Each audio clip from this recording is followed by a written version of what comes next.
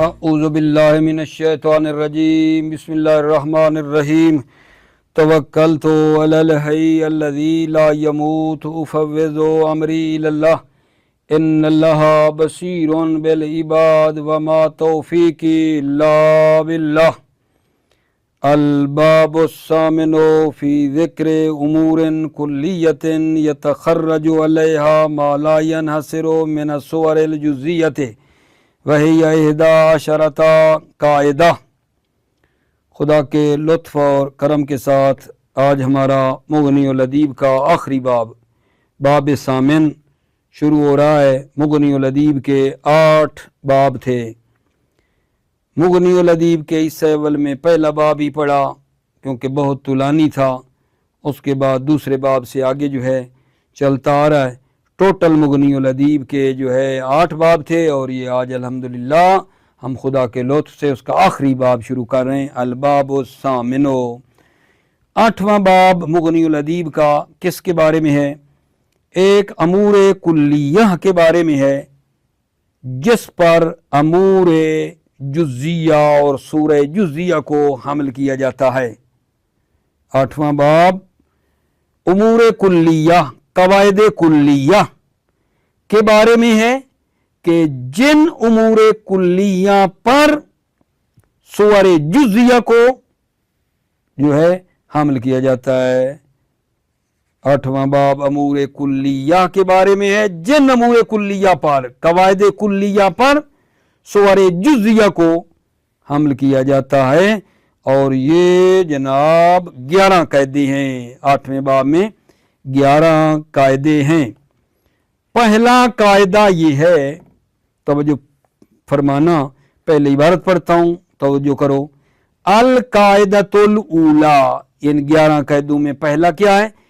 قد یؤتی الشیء حکم ما اشبہہ فی معناہ او فی لفظہ۔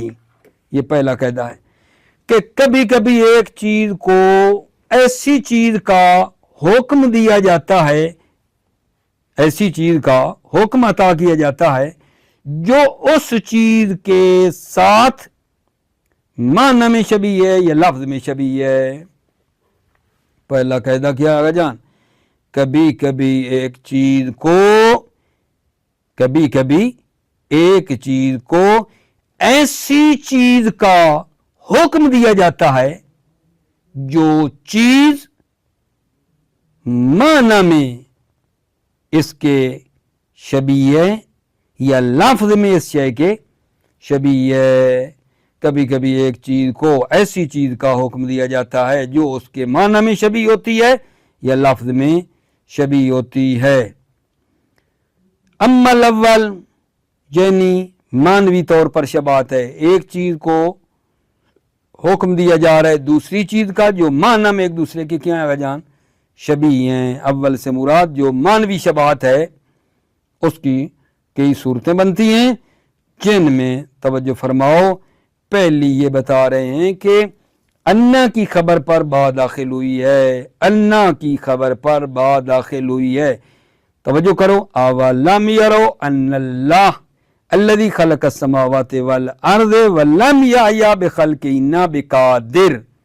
انا کی خبر پر با داخل ہوئی ہے، انا کی خبر پہ تو با داخل نہیں ہوتی، کیوں آئی ہے؟ قد یؤتی شیء، یہ شے مراد ہے، یعنی انا کی خبر پہ با آئی ہے، اس کو انا کی خبر کو با جو آئی ہے یہ مراد ہوگا قد یؤتی شیء۔ یہ انا کی خبر پہ با نہیں آتی، لیکن اس کو دیا ہے چونکہ یہ کس کے شبیہ ہے آقا جان؟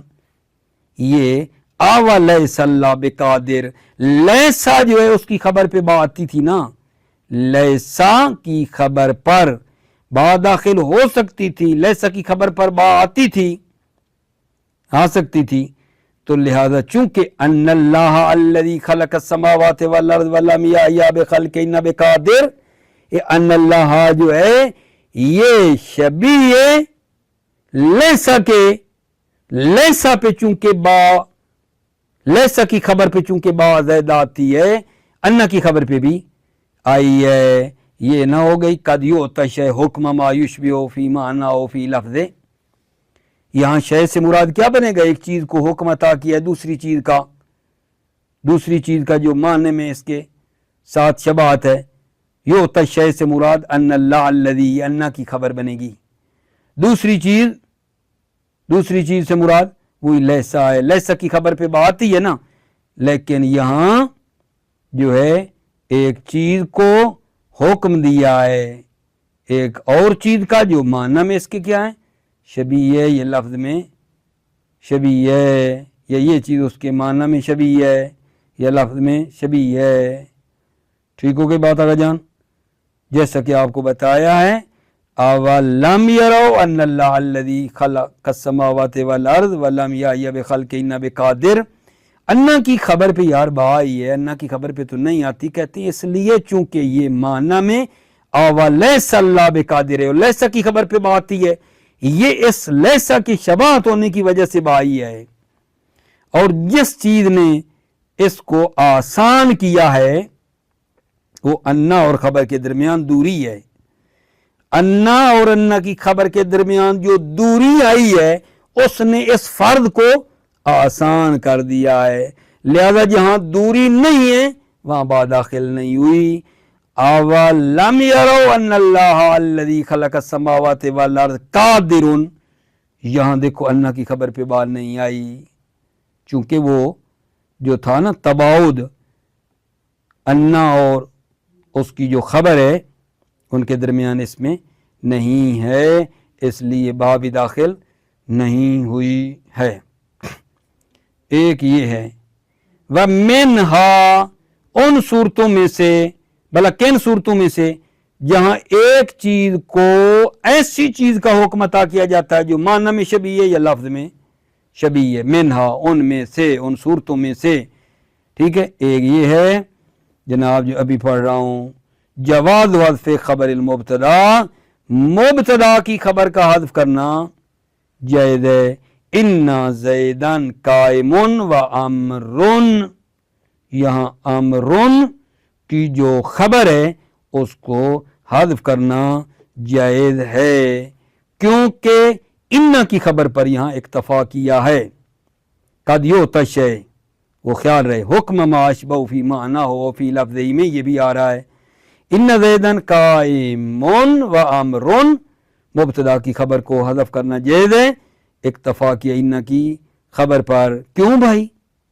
ان زیدن قائمون کی، ان کی جو خبر ہے امرن کی بھی خبر ہوئی ہے قائمون، کیوں ان کی خبر پر اکتفا کیا ہے؟ توجہ، کہتے ہیں اس لیے کہ ان زیدن قائمون معنی میں زیدن قائمون و امر کی طرح ہیں، ٹھیک ہے، لہذا جب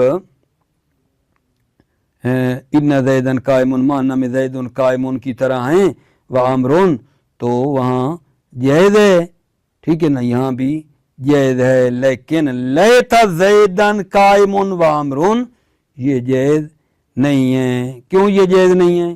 چونکہ جو لیتا ہے نا، لیتا زیدن قائمون وہ ایک انشاء ہے، ٹھیک ہے نا، اور امرون کے بعد جو اس کی پھر خبر لگے گی وہ ہو جائے گا خبر۔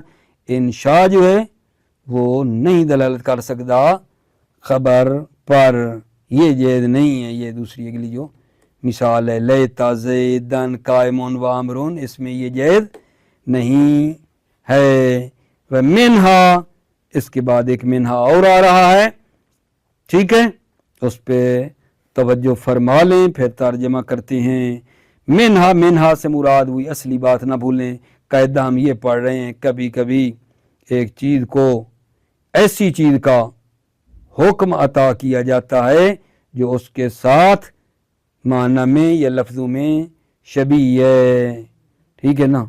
ابھی مثلا منہا اور صورتوں میں سے ایک یہ ہے آنا زیدن غیرو ضاربن، یہاں توجہ کیجئے، غیر مضاف ہے، ضارب مضاف الیہ ہے، اور اس مضاف الیہ کا معمول زید مضاف سے پہلے چلا گیا ہے، یہ تو ٹھیک نہیں ہے، یہ تو ٹھیک نہیں ہے۔ جس طرح مضاف الیہ مضاف پر مقدم نہیں ہو سکتا نا، مضاف الیہ کا معمول بھی مضاف پر مقدم نہیں ہوتا، جس طرح مضاف الیہ مضاف پر مقدم نہیں ہوتا، مضاف الیہ کا معمول بھی مضاف پر مقدم نہیں ہو سکتا ہے۔ یہ کیسے ہو گیا؟ ان زیدن غیر ضارب، کہتے ہیں اس کی وجہ یہ ہے کہ معنی میں یہ ہے ان زیدن لا اضرب، معنی میں ان زیدن غیر ضارب، معنی میں ان زیدن لا اضرب ہے، اور یہ ان زیدن لا اضرب ٹھیک ہے، یہ چونکہ معنی میں قد یؤتی شیء ان زیدن غیر ضارب حکم ما اشبہ فی معنی، وہ کیا ہے؟ ان زیدن لا اضرب، چونکہ ان زیدن غیر ضارب معنی میں ان زیدن لا اضرب کی طرح ہیں، تو یہ ٹھیک ہوا ہے، ورنہ ٹھیک نہیں ہے۔ توجہ فرماؤ۔ بسم اللہ الرحمن الرحیم، توکلت علی اللہ حسبی اللہ۔ الباب الثامن فی ذکر امور کلیۃ یتخرج علیہا ما لا ینحصر من الصور الجزیۃ وہی 11 قاعدہ۔ 8واں باب امور کلیہ کے ذکر کے بارے میں ہے، یتخرج علیہا جن امور کلیہ پر حمل کیا جاتا ہے، صور جزیہ جو منحصر نہیں ہیں۔ 8واں باب امور کلیہ کے ذکر کرنے کے بارے میں ہے، یتخرج علیہا جن امور کلیہ پر حمل کیا جاتا ہے، ما لا ینحصر من الصور الجزیہ ایسے موارد جو منحصر نہیں ہیں، صور جزیہ میں سے جو موارد منحصر نہیں ہیں صور جزیہ میں سے، ان صور کو علیہا ان امور کلیہ پر حمل کیا جاتا ہے۔ وہ یہ 11 قاعدہ، اور یہ 11 قاعدے ہیں۔ القاعدۃ الاولی، پہلا قاعدہ، قد یؤتی الشیء حکما ما اشبہہ فی معنیہ او فی لفظہ۔ قد یؤتی الشیء، کبھی کبھی شے کو عطا کیا جاتا ہے، حکم ما ایسی چیز کا حکم عطا کیا جاتا ہے، اشبہہ فی معنیٰ ہو جو اس شے کے معنی میں شبیہ ہے، او فی لفظ ہی یا اس شے کے لفظ میں شبیہ ہے۔ القاعدۃ الاولی، پہلا قاعدہ کیا ہے؟ قد یؤتی الشیء حکم ما اشبہہ فی معنیٰ او فی لفظ ہی، کبھی کبھی ایک چیز کو عطا کیا جاتا ہے ایسی چیز کا حکم جو اس شے کے معنی میں شبیہ ہے یا لفظ میں شبیہ ہے۔ فَأَمَّا الْأَوَّلُ، اول یعنی از نظر معنوی جو شبہات ہے، فَلَهُ صُوَرٌ کثیرہ، اس کی بہت سی صورتیں ہیں، منہا ان صور کثیرہ میں سے دخول البا فی خبر انا فی قولہی، انا کی خبر میں با کا داخل ہونے اللہ تعالیٰ کے اس قول میں، اولم یرو ان اللہ الذی خلق السماوات والارض ولم یأی بخلقہن بقادر، یہ محل شاہد ہے، انا کی خبر پر با آئی ہے، لأنہ فی معنی اولیس اللہ بقادر، اس لیے کہ معنی میں یہ ان اللہ الذی خلق السماوات، معنی میں کیا ہے؟ معنی میں اولیس اللہ بقادر، اولم یرو ان اللہ الذی خلق السماوات والارض ولم یأی بخلقہن بقادر، لأنہ فی معنی اولیس اللہ بقادر ہے، اور لیسا کی خبر پہ با داخل ہوتی ہے یہاں بھی اس لیے کیونکہ معنی میں شبہات ہے۔ والذی سہل ذالک تقدیر تباعد ما بینہما، اور وہ چیز جس نے اس فرض کو آسان کیا ہے، تباعد ما بینہما، دوری ہے ما بینہما، انا اور انا کی خبر کے درمیان دوری ہے۔ وَلِهَذَا لَمْ تَدْخُلْ فِي أَوَلَمْ يَرَوْا أَنَّ اللَّهَ الَّذِي خَلَقَ السَّمَاوَاتِ وَالْأَرْضَ قَادِرٌ عَلَىٰ أَن يَخْلُقَ مِثْلَهُمْ، وَلِهَذَا اس لیے کہ یہ تباعد نہیں ہے، لہذا تباعد نہیں ہے، با داخل نہیں ہے، فی اولم یروا ان اللہ الذی خلق السماوات والارض قادر پہ با نہیں آئی، اللہ یخلق مثلہم، ومنہا ان صورتوں میں سے، ان صورتوں میں سے جواز حذف خبر المبتدا، مبتدا کی خبر کا حذف کرنا جائز ہے، فی نحو ان زیدن قائم و عمرون، عمرون کی خبر حذف ہوئی ہے، کیوں؟ اکتفان بے خبر انا کی خبر پر اکتفا کیا ہے، لما کان ان زیدن قائم فی معنی زیدن قائم، اس لیے کہ ان زیدن قائمون معنی میں زیدن قائمون کے معنی میں ان زیدن قائمون معنی میں زیدن قائمون ہے، ولہذا لم یجز لیت زیدن قائمون وامرون، لہذا یہ جائز نہیں ہے لیت زیدن قائمون وامرون، کہیں امرون کے بعد قائمون خبر آئے گی، کیوں؟ چونکہ وہ لیتا والا جو ہے وہ انشاء ہے، اور امرون کے بعد جب خبر لگاؤ گے تو وہ کیا ہو جائے گا؟ خبر۔ انشاء والا جملہ خبر پر دلالت نہیں کرتا ہے۔ وَمِنْهَا جواز وَأَنَّ زَيْدًا غَيْرُ ضَارِبٍ، منہا ان صورتوں میں سے یہ بھی ہے۔ وہ اصل حکم نہ بھولیں، ایک چیز کو کبھی عطا کرتے ہیں حکم ایسی چیز کا جس کے ساتھ یہ چیز معنی میں یا لفظوں میں شباہت رکھتی ہے، ٹھیک ہے نا؟ توجہ کرو، منہا ان صورتوں میں جواز وَأَنَّ زَيْدًا غَيْرُ ضَارِبٍ لما کان فی معنی ان زیدن لا اضرب ہے، ولولا ذالک، اگر ہم معنی نہ ہوتے ان زیدن غیر ضارب کا معنی ان زیدن لا اضرب نہ ہوتا، لم یجوز تو یہ جائز نہیں تھا، کیوں؟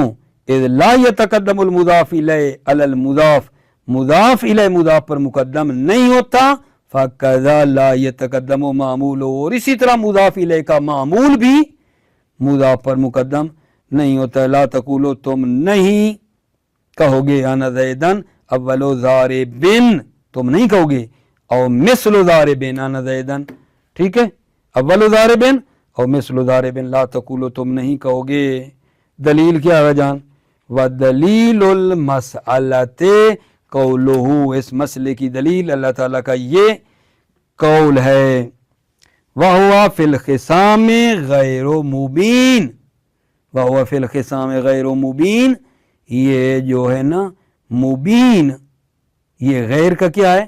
مضاف الیہ ہے، مبین غیر کا مضاف الیہ ہے، اور فی الخصام کا تعلق مبین سے ہے، فی الخصام کا رابطہ جار مجرور مبین سے ہے، ٹھیک ہے؟ تو یہاں یعنی گویا کہ یہ فی الخصام معمول کس کا ہے؟ مبین کا معمول ہے، اور یہ غیر کے اوپر مقدم ہو گیا ہے، غیر پر مقدم ہو گیا ہے۔ یہ کس مسئلے کی دلیل دے رہے ہیں؟